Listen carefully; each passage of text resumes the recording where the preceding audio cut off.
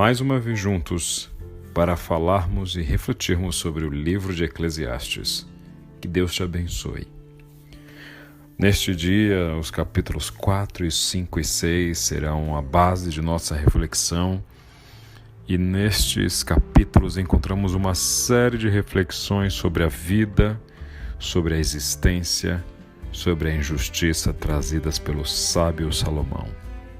No capítulo 4, Salomão inicia com uma reflexão sobre os oprimidos, sobre as injustiças, as mãos dos poderosos a ofender as suas vítimas indefesas. Dessa forma, Salomão chega ao ponto de dizer, inclusive, que os mortos são mais felizes por não sofrerem mais esse tipo de violência. No entanto, chega a dizer, inclusive, que aqueles que não nasceram seriam ainda mais felizes, pois não teriam sequer, em algum momento, enfrentado a injustiça. Ainda continua dizendo sobre a inveja, e a inveja que motiva o trabalho. A inveja que faz com que o mundo caminhe, pois ao olhar para o seu colega, ao olhar para o seu igual, o homem deseja construir algo maior. E assim, dessa forma, seria a inveja um dos grandes motivadores do desenvolvimento humano. Ainda fala o sábio sobre o pouco com tranquilidade versus o muito sem paz.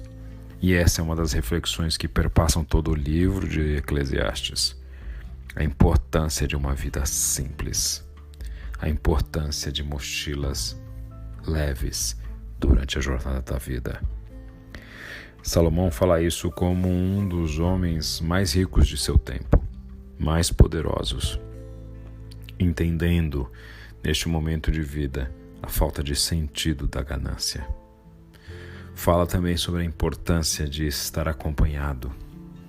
De onde vem aquele célebre versículo que diz que uma corda trançada com 3 fios não se rompe facilmente. Ou, em algumas traduções, o cordão de 3 dobras não se rompe tão facilmente. Esta reflexão é para dizer que quem está acompanhado é mais forte do que quem está sozinho. Não somente por uma questão matemática, mas por uma questão espiritual, por uma questão emocional, por uma questão moral. E ainda então encerra a reflexão do capítulo 4 falando sobre a atração do poder. Como o poder faz com que multidões sejam atraídas e como ao mesmo tempo a perda dele rechaça essas multidões. Continua a sua reflexão no capítulo 5, Salomão, falando sobre a importância de achegar-se a Deus. Chega a dizer que Deus está nos céus e o ser humano na terra. Por isso, o ser humano deve falar pouco, compreendendo então a sua pequenez. Ele também fala sobre pessoas que sonham, mas sonham demasiadamente. Dessa forma, se o sonho não passa de sonho, se não passa de diletantismo, ele é inútil. Assim como falar muito é inútil.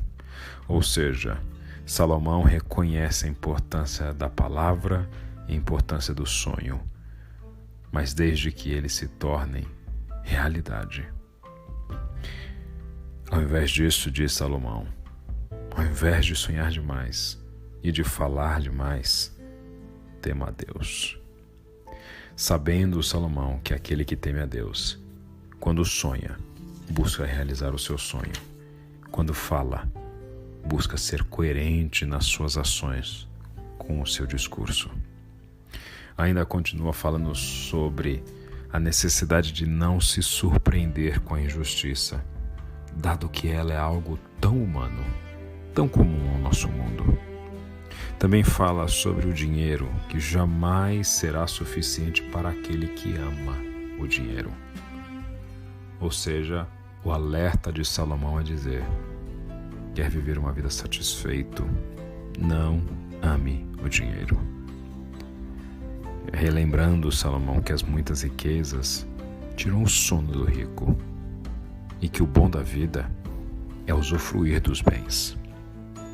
Encerra esta reflexão sobre as riquezas, sobre os bens, na continuação do capítulo 6, dizendo que a desgraça de ser rico é não poder desfrutar do que tem.